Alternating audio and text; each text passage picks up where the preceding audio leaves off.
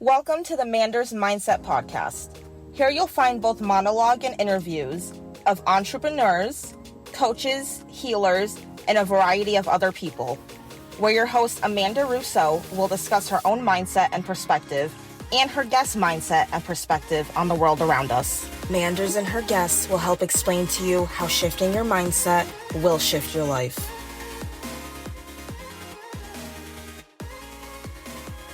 Welcome to Manders Mindset, where we explore the power of shifting your mindset to shift your life. As always, I'm your host, Amanda Russo, and I'm so excited for today's guest. I am here with Giovanna Silvestri, and she is the founder of Confused Girl in the City, an international activewear brand inspired by healing crystals and the journey of self-discovery. Her work has been featured on NBC, Forbes, and LA Yoga. She's a former entertainment industry professional turned wellness entrepreneur. She is also a lifestyle influencer and an author. She wrote an amazing book, Confused Girl, Find Your Peace in the Chaos, which is available now, and I'm so excited to speak with her. Thanks for joining me. Thank you for having me. Of course. So who would you say Giovanna is at the core? Who I at the core? I would say that I'm a very curious person, a creative person, a curious person, someone that really likes to explore life, observe life, and enjoy life. Oh my God, did it just do a little thumbs down?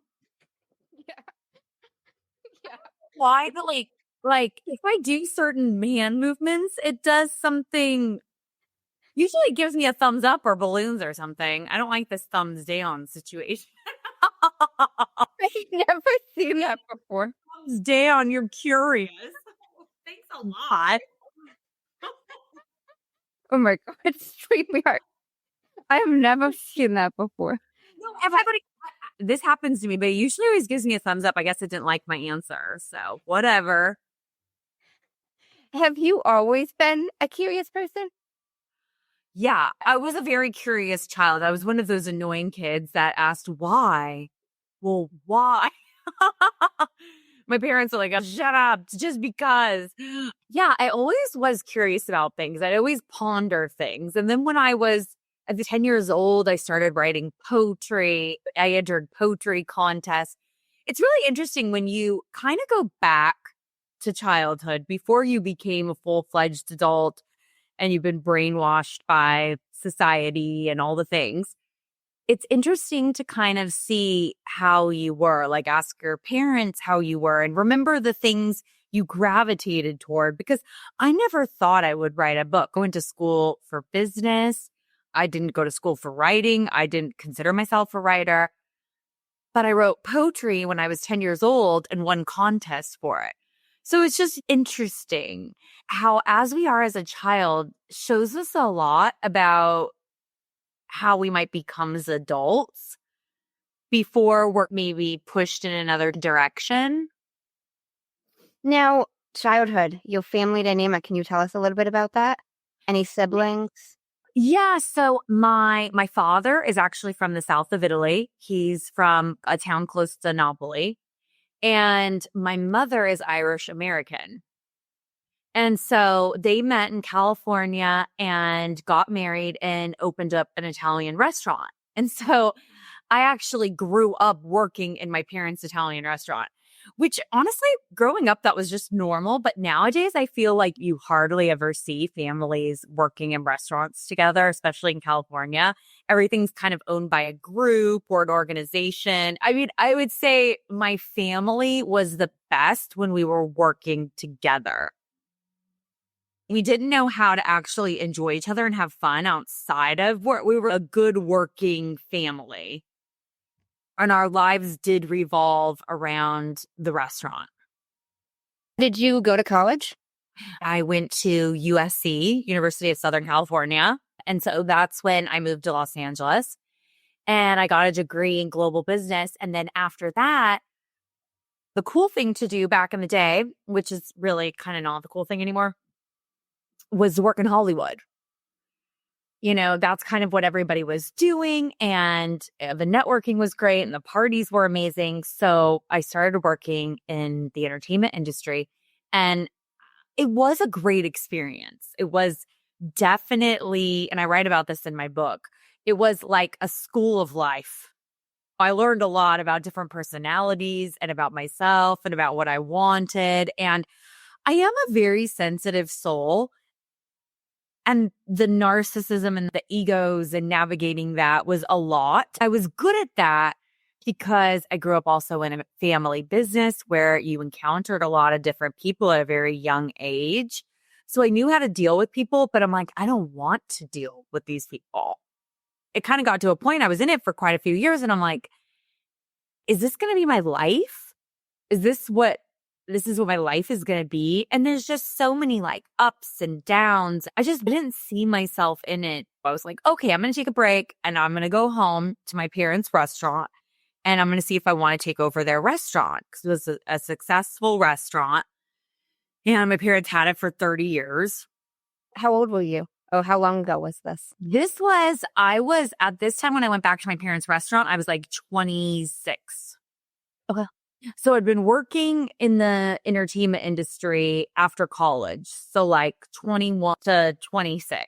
And I had gotten high up. I worked on huge projects, worked with a lot of celebrities. Like I was going to all the film festivals and stuff. I got very high up. But then I went to the restaurant and I thought maybe I'd take that over. Because there is a pressure if you're like a child of an immigrant and they started a business and you feel this pressure to take it over. It would kind of feel awful for them to just sell it, So I did that and oh my gosh, I was miserable. I tried to convince myself that I loved it and it was great. And no matter how much I tried, I couldn't. And I was dating this guy too, who's a great guy. I mean, handsome, made good money, great body, like treated me like a little princess. Honestly, I've never dated someone after him that treated me so well. Because after him, that's when online dating started. And the whole world changed. And I think all the good guys got married. Like him, like good guys like him got married. So I don't regret my decision to break up. And I don't regret my decision to leave the restaurant because my life, I wouldn't be where I am right now, which has been such an incredible adventure. And I feel like this is my life and it feels very aligned. And that's the interesting thing too, is when I look at all of this, I was like how I said, when I was a child, I was creative. I was writing poetry. And I remember my mom's cousins asked me as a kid, they're like, do you want to get married? Do you want to have kids? What do you want to do? I said, I want to travel the world. I had no interest in marriage and kids, where my sister was like, I want to get married and have kids. And that's what she did, right? But my interest was really like more of this adventurous life, just at my pure nature level. And I really tried to go against that. I tried the entertainment industry because it was cool and I was creative, but I wasn't really doing anything creative in it. And then I tried the family business because that's like security. And then I have this amazing guy and then we'll stay here, we'll have kids. And this is what life is supposed to be. Like, this is what everybody wants. This is the dream, right? But yet I was miserable. And I felt like I was a zombie in my own body. Like I was just going through the motions of life. I wasn't really like alive in my life. And that was really hard to let that go because it was really scary, because after I let that go, I came back to LA and I had nothing. Sorry to interrupt you. How long were you back at the restaurant? 2 years. So it was like 5 years in the entertainment industry, 2 years at my parents' business, to come back to LA, broke, no, romantic partner, to have no idea what I want to do with my life, feel like I haven't accomplished anything. I have no direction. And I don't even know who I am, because everything I've been doing has been I thought I should be doing, or it looked cool, or that's what I was supposed to do. And I was just a mess. And I entered this big depression. And I realized that I have to stop trying to find my self-worth outside of myself. That was number one. And I think this is so huge and I think maybe this is one of the most important parts of my book, is that I really do believe for all of us, we have to find a level of self-worth in ourselves that isn't attached to anything else. So that even if everything gets taken away from you, you still feel worthy to exist in this world. And I don't think a lot of people have that because they're constantly feeling like, oh, I have to make more money to feel good about myself, or I have to have the guy to feel good about myself, or I have to have the car, or whatever it is, you know? It's always something out there. But if you don't have it in here, once you get that thing that you thought you wanted, you're going to want something else. And then you're just on this hamster wheel of wanting things that you don't have. And that's miserable. However, it's okay to desire and want things. I still desire and want things and I go after things, but I'm not desperate about it. For instance, with my book, I left the country. I wrote this book in Bali and Berlin. Came back, got an agent, and I left just going, my soul needs to write this book. I had no idea what was going to happen with it. It's not like I had anybody interested in it. Came back, got an agent, and the agent had it for 2.5 years, and I was just rejected. And it was like rejection. My self-worth never was questioned at this time.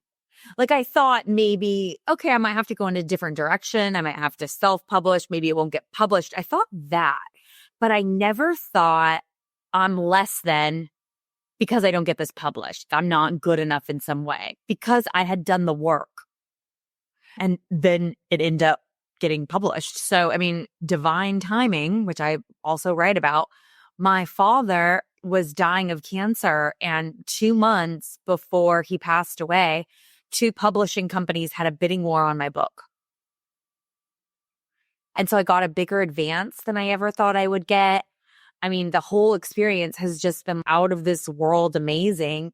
And I thought, oh, I'm going to have to self-publish. Like nobody wants to publish me. And so when you desire something, but not be controlled by it and just let it go and let it do what it's going to do.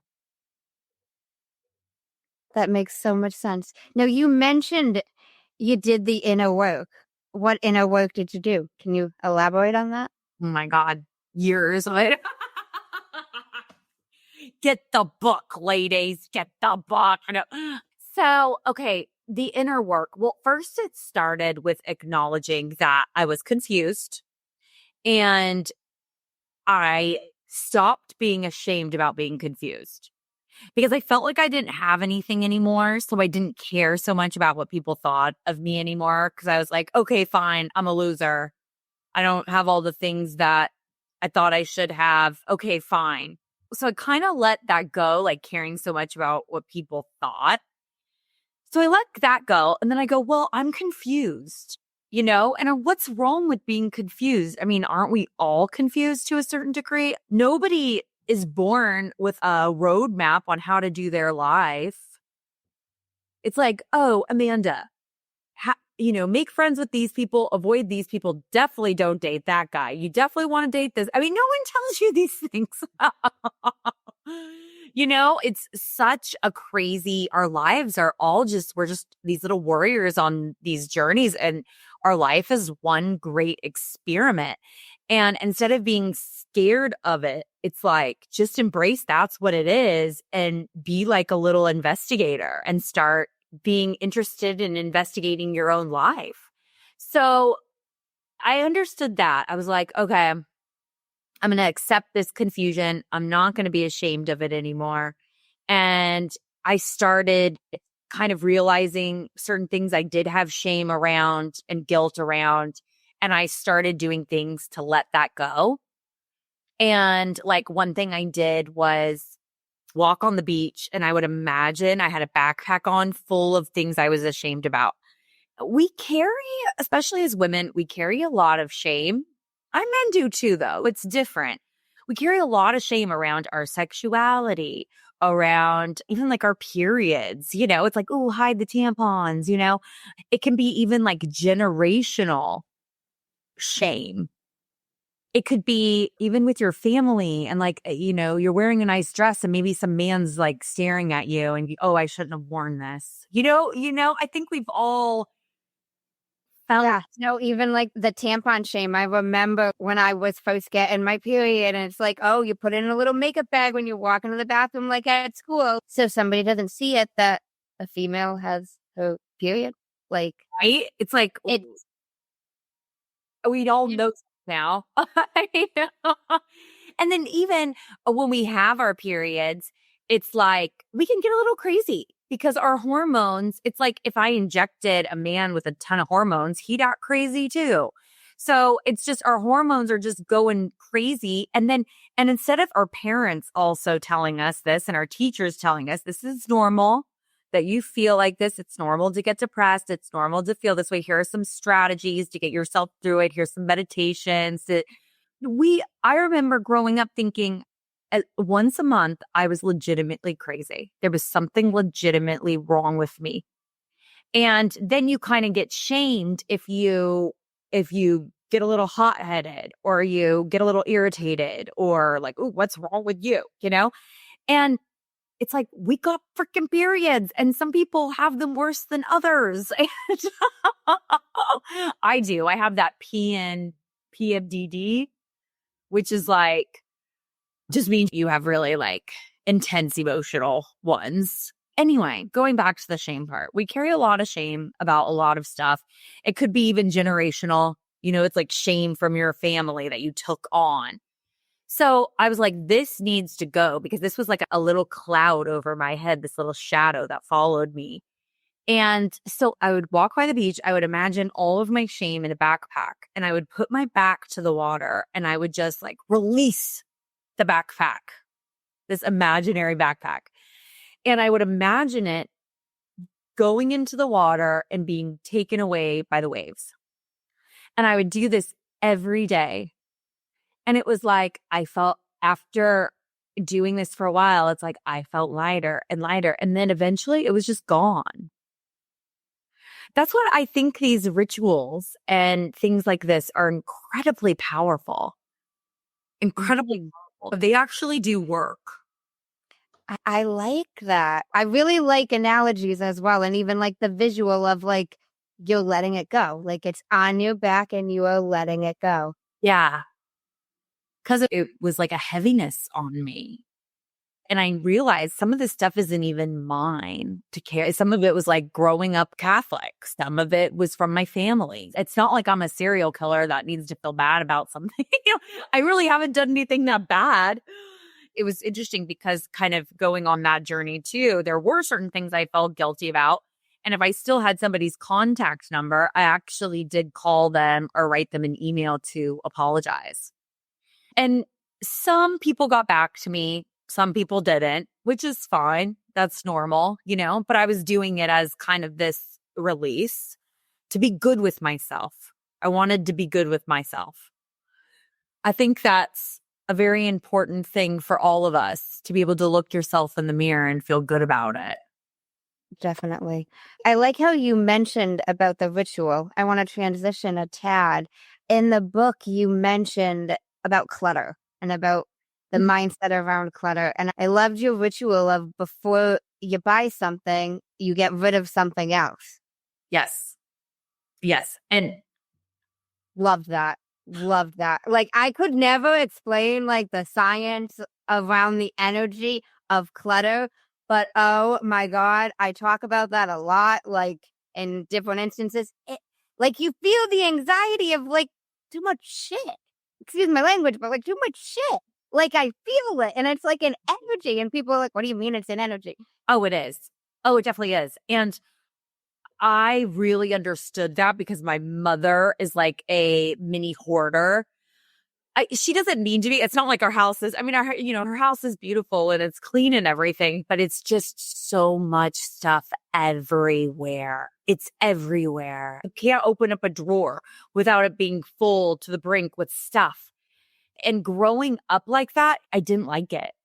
And I didn't understand it.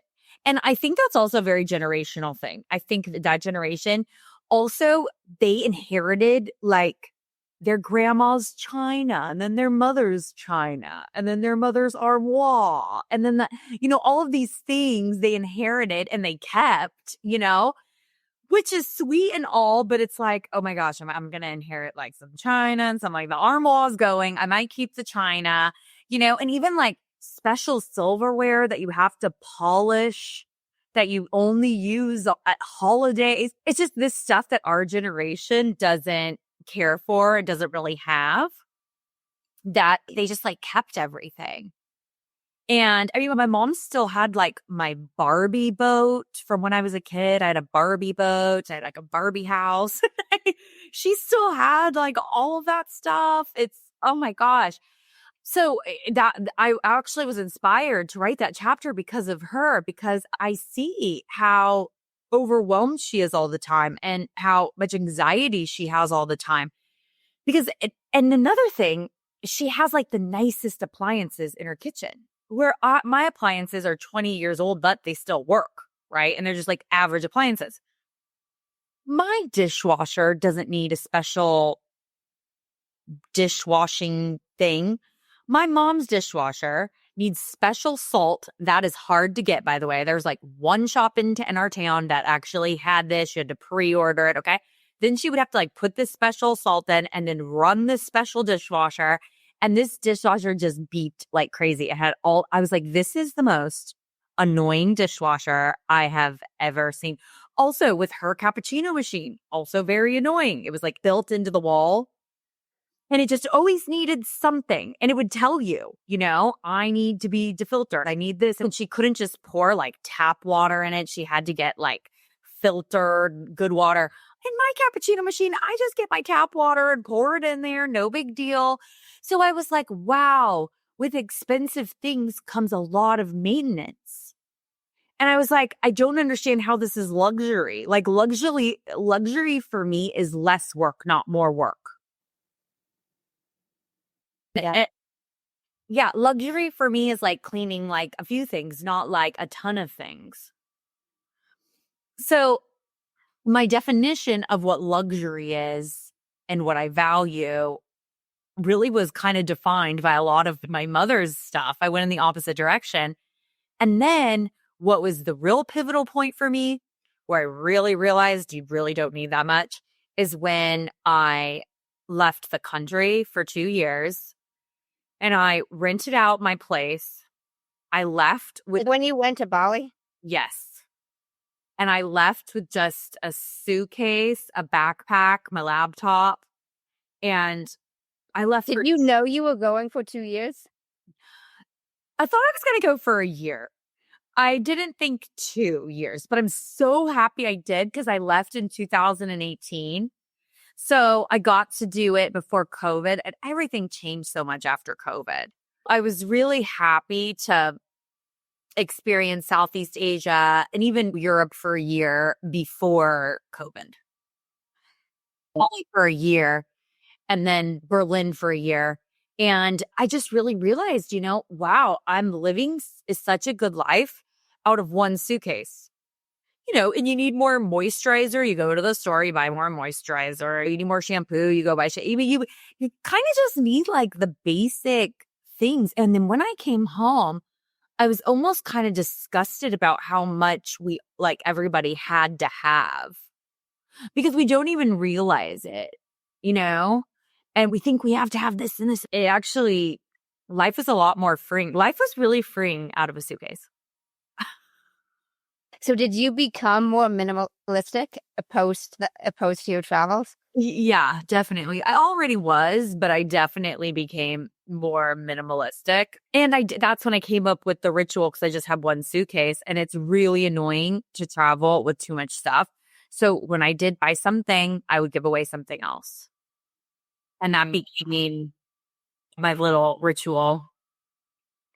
I think that's sweet and sentimental too, You're giving away something. Even besides the clutter, it's a nice gesture, Oh, yeah. I think it's a really great thing to do. And I still do it. Like, I clean my house, but like I'll have a cleaning lady come once a month for a deep clean because I'm not good at the deep clean. I can't get the house to smell like when they do.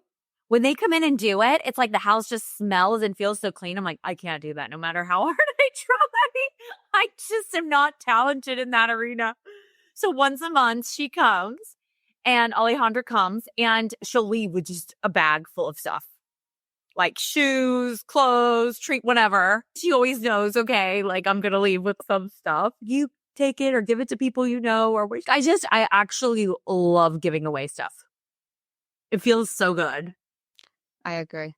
Now, you mentioned you wrote your book when you were in Bali and when you were in Berlin. Yes. You didn't do any writing elsewhere? Well, okay. I mean, that was the core of the book, right? Okay. But then when I came back and I did my book proposal, I ended up changing the name of it because the name was, at first I was going to name it 7 Things Every Confused Girl Should Do. And then me and my agent, we were pondering, and then it was just like, it's a little clunky. And then I came up with Confused Girl, Find Your Peace in the Chaos, which I like better because I want to keep Confused Girl. I actually would love to make Confused Girl a series. I think she deserves a series.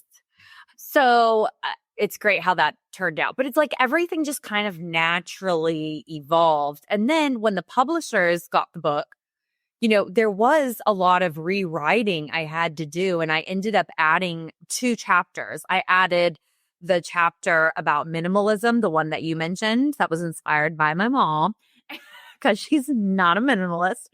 And then I make fun of her in it too. And I read it to her, and she's such a good laugh. My mom has that Irish humor, she's like, oh my God, that's so funny. She thought it was so funny that I wrote about her. And then Chapter 9, Decoding Romantic Relationships. I wasn't going to bring in relationship stuff, but it's such a huge part of my life, like dating and figuring out that. And I think it's such a huge part of so many women's lives, especially because so many of women now are single. I need to share some tips on this because I am a master dater. Like I have dated all over the world. People are like, oh, it's so bad in LA. I'm like, honey, it's bad everywhere. Okay. Like this is not just an LA problem. I have been around the world and back, and it's a man problem. I know that's so bad. Well, the men will say it's a woman problem. So we're all talking trash about each other at this point. But you weren't going to include the minimalist or the relationship one.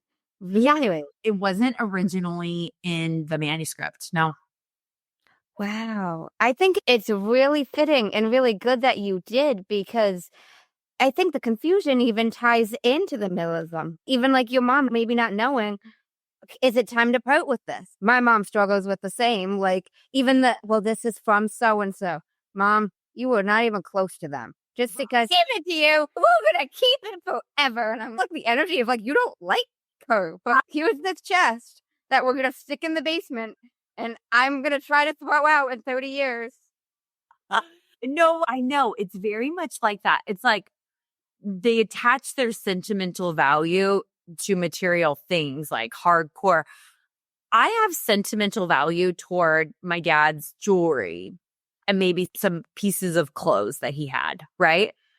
So those to me are precious, and I would be so sick if they were stolen or lost or something like that. But other than that, I don't like tie too much sentimental value to furniture and stuff like that. I don't care about that. But like our mom's generation, they did. Oh yeah. No. I think even though I didn't relate per se to the confusion part of the stuff, I was like, my mom would so understand this. Like, she's confused. Like, do we keep this? Do we not keep this? So it's still a form of confusion. Even if it's not your personal confusion, like women struggle with that. Do I get rid of this? I'm going to need this. Exactly. And then it's also having too much stuff does give you anxiety. It really does. And even digitally, I feel really good when I like clean up my desktop, because sometimes I don't know how it happens, in a couple months, my desktop all of a sudden will be filled up and I'm like, wait. And then I make little files and then I'll just stick it in the files. I'm like, oh, that feels better. What I did actually as I was writing this chapter, I never done this before. On my iPhone, you have all your apps. So you have like 20 pages of apps. And I'm like, there's actually within the iPhone, there's like, your travel section and your finance section and your entertainment section. So I was like, let me start putting these apps in there. So it's, very clean versus, 20 pages of apps you're going through. And then also deleting the apps you don't use, like the transportation system in Germany. I'm not in Germany anymore, so I can just delete that. It's True. That's true. I think it's really good that you added those chapters though, because like the relationships, even if you're a woman and you're in a relationship, like you experience some confusion. Like I heard a different podcast you were on talking about some woman, like, and she's in her 50s going on dates and getting ghosted. Like, but even if you're in that relationship, us women deal with like confusion, Yeah, no, I think our relationships are some of the hardest things. And I think it's even more difficult now because it's like we want something that might not exist. And because the world is also so instant gratification, and because we actually can make our own money and we can decorate the house the way we want to, and we can make our lives really conducive to us, then you kind of go, oh, he annoyed me. I don't want him around him. I don't want him in my house. Or he does this thing I don't like. And I mean, the guys do it to us too. It's both ways. We're both, and then we want them to be more emotionally available and they can't do it. And then, they want us to not pick on them and we can't do that. They don't want us to be demanding. And it's like, we feel like we're not being demanding. We're just wanting them to be human. I had a friend of mine in Texas. She actually is going through a separation with her husband right now. Talk about confusing. And she went to a therapist and the therapist told her this. And I thought this was actually brilliant. The therapist said, if you can kind of look at it this way, men are slightly autistic and women are slightly bipolar. And I'm like, that makes perfect. I don't know how well that works with each other, but it's like I think women expect men to kind of be more like us and men expect us to be more like them. And therein lies the issue because we're very different creatures. I've dated lots of men. There is big differences. And if you go on any social media platform and you see what these women are saying about the men, it's all the same thing. And what men are saying about women, all the same thing. We are we're just built so differently. We are. What do you Now, think about that? I think that makes sense in terms of like the autistic and the bipolar, like, because we're different types of beings. We are, like, I think different women could have like different levels of like the bipolar, you know what I mean? Basis, like, and then like different men on that, but I get what that means. I do. Yeah. I thought it was interesting. It's interesting that a therapist said that too. Yeah, I thought it hit the nail on the head in a lot of ways because if people that do have like autism, right, they struggle with emotions. Men are autistic. Okay. The therapist said that and she said slightly. But it's like men are more detached from their emotions. Not all men, but a lot of them. And women we're so emotional. Like we're very much in tune with our bodies, with our emotions. Actually, I write in my book about how they say women are better spies than men because of our innate intuition. Like we could just see things in social situations. We just like sense things that will maybe go over a man's head. So women, because we're not as physically strong as they are, we've had to protect ourselves. How do you protect yourself when you're not as physically strong as a man? You intuitively go, oh, dangerous situation, get out, run. So we're very much in tune to that kind of stuff. Yeah. No, that's really true. And even I think that ties in, to like the mother's instinct. Like, granted, not all mothers have that, but a lot of times, like, I'm not a mother, but I've heard all these different women, my friends, my cousins, like, they have a different instincts when it comes to the kid. And that's a big complaint. That's a big complaint for a lot of women is my husband isn't really involved or he's a little jealous because, my attention's on the kid and he's not bonding with the kid. And I had a very different experience because my dad was like an Italian mom and dad combined. So he was very much like always like there and interacting and stuff. But that is a thing with a lot of men. So we're just different. That's all. And I think there's a period right now as we're going through this kind of separation where a lot of us don't want to deal with each other. But I think it's part of the evolution. I think that the women are going to evolve, the men are going to evolve, and then we can like couple again in a better way and meet each other's needs better and understand each other better. Because at the end of the day, like I'm attracted to men. I wish I was attracted to women, but I'm attracted to Why do you wish you were attracted to women? I feel like it'd be easier, but actually I had my lesbian friend said, you think it would be easier, but it's not. It's all the same stuff. So I was like, oh, that's interesting. Oh my gosh. I want to transition a tad. I'm curious because you mentioned you didn't think you'd ever write the book. So what made you shift and you're like, okay, I'm going to write a book? Well, I had gone through all these things. I had gone through like a depression and I was able to get myself out of it. And I was learning so much and growing so much. And then I started to go, okay, what do I want to do with my life? And I didn't know. So I was working part-time jobs and I started a video blog. I started to do one new thing every week to figure out what I liked, what I didn't like. I was trying to figure out who I was. And I started to get to know myself and like one thing led to the other. That's the interesting thing when you put yourself out there and you do have a desire to get to know yourself and figure out what your purpose here is on earth. Like, what am I doing here? What would I enjoy doing here? The world opens up to you and it shows you. It kind of leaves you these like little breadcrumbs to follow. And I'm like, well, trying to control everything and doing things the way I thought I should be doing didn't work out for me. It left me very depressed.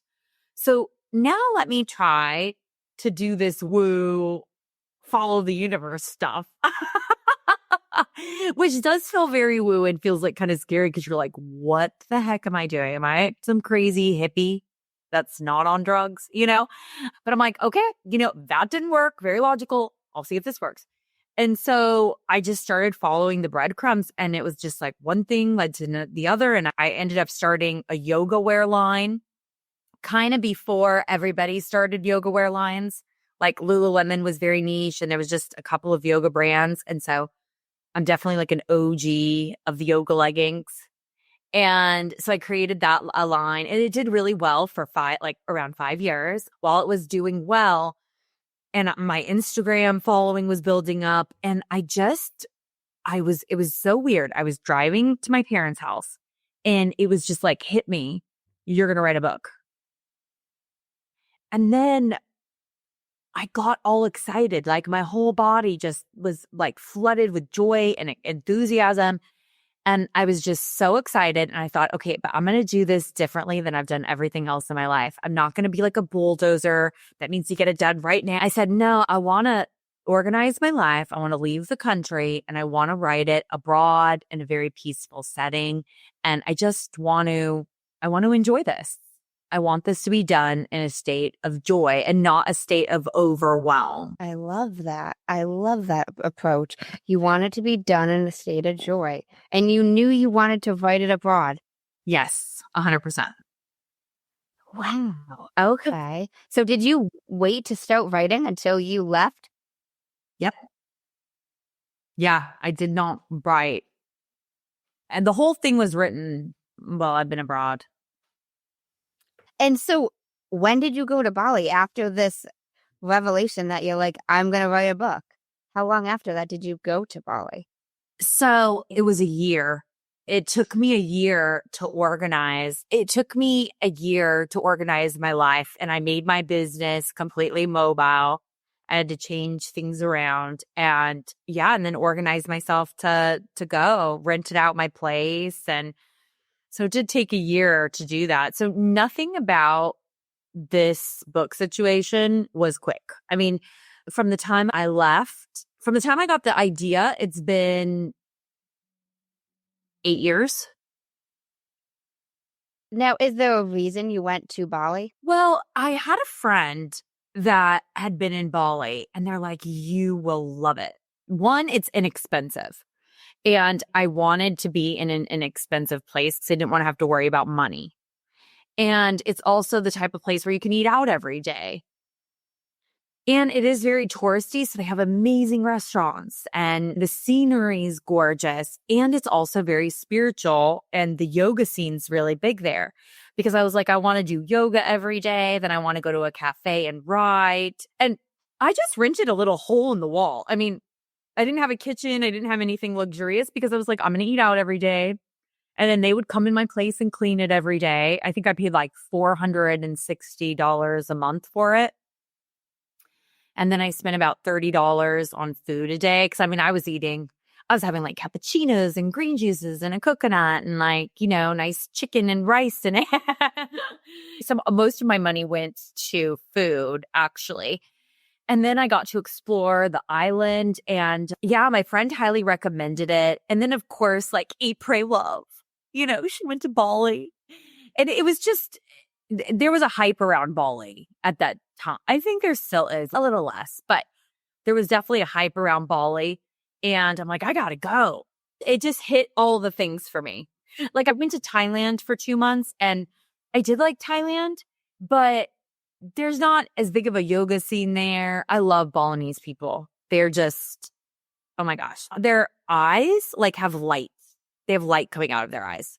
They're just very alive. They're very spiritual. They're very hospitable, loving. So I loved being in their atmosphere.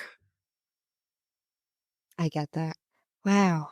That's magical. So now, who would you say your book is ideally meant for? Obviously the confused girl, but I would say my book is it's meant for everyone, really. I mean, because I even had this woman who's 56 years old read it.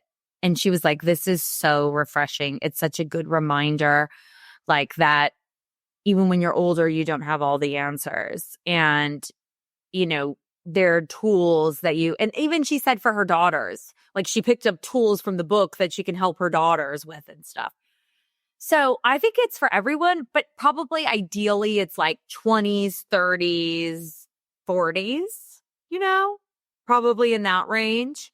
But there's so many things in there too that my mom needs. I thought the same. My mom's in her 60s, so she will kill me doing this, but she's in her 60s and I know she'll relate to some of it herself as well. So. Yeah. I think at the end of the day, we're confused at any age because even you have kids, you have a family, but then your kids leave the house, they go to college. You're an empty nester. You're confused about that. You feel like your life's over. You're alone now. I mean, life's always going to change. No, 100%. And even if you don't have kids, like even if you're in that relationship, there's still going to be something that happens that's confusing. Like maybe your partner needs a surgery, whatever it is, like confusion will come up.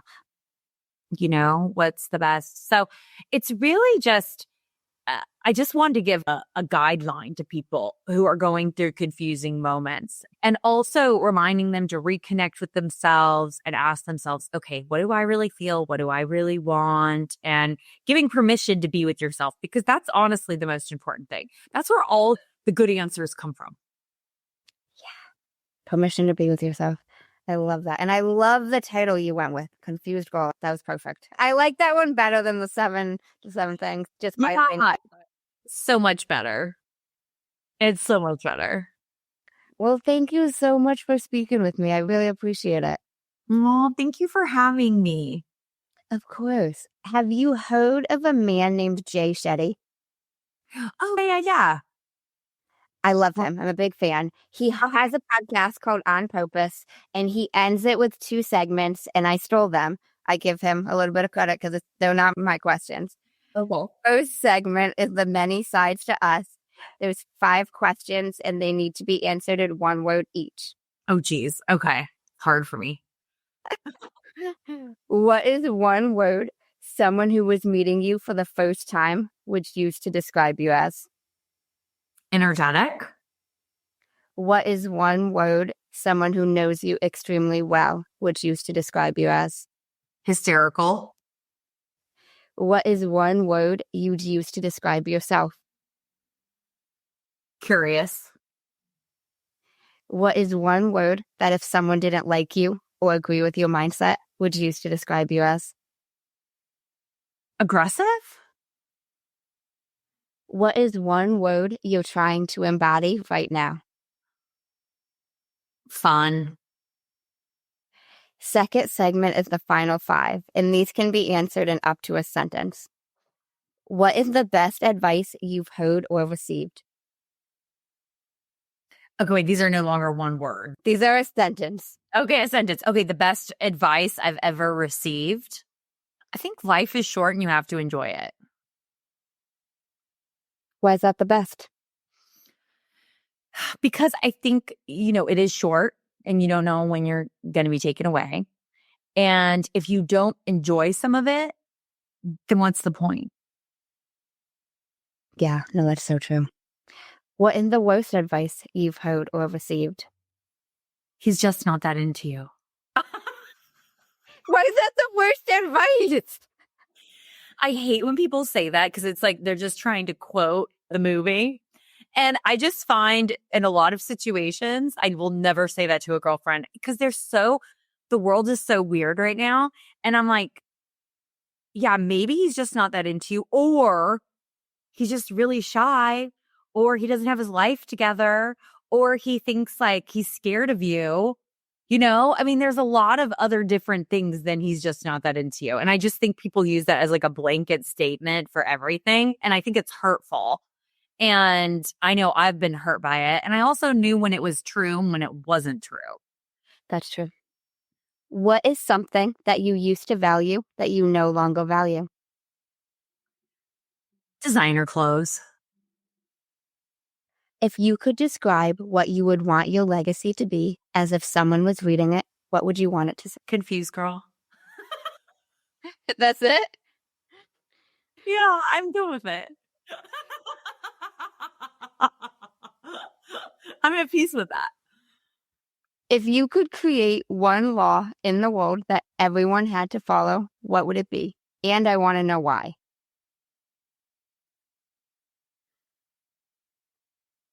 One law.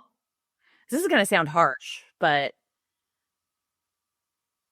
I think all pedophiles should be put away for life. Why would that be the law?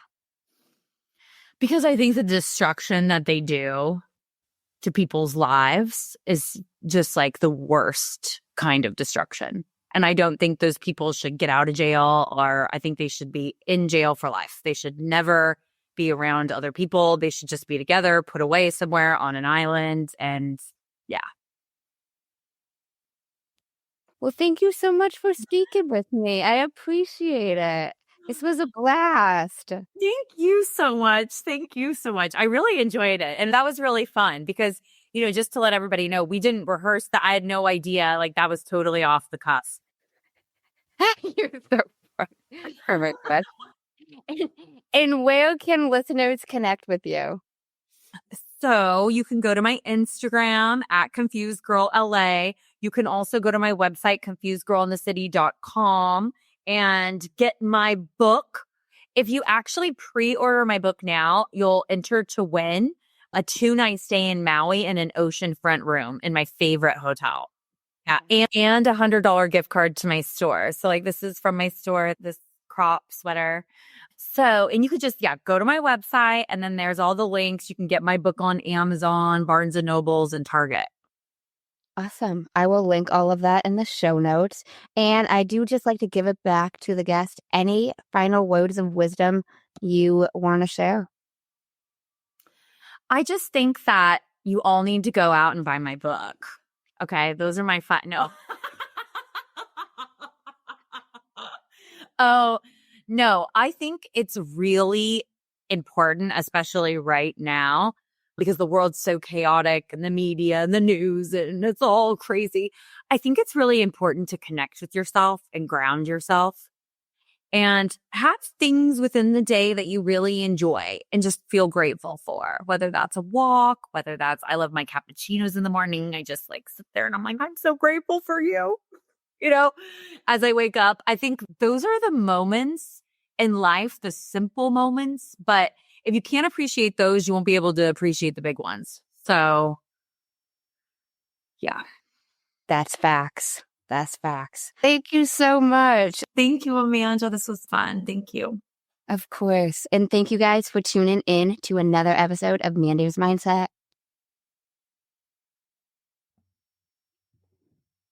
Wow. What a powerful, deep, honest conversation with Giovanna.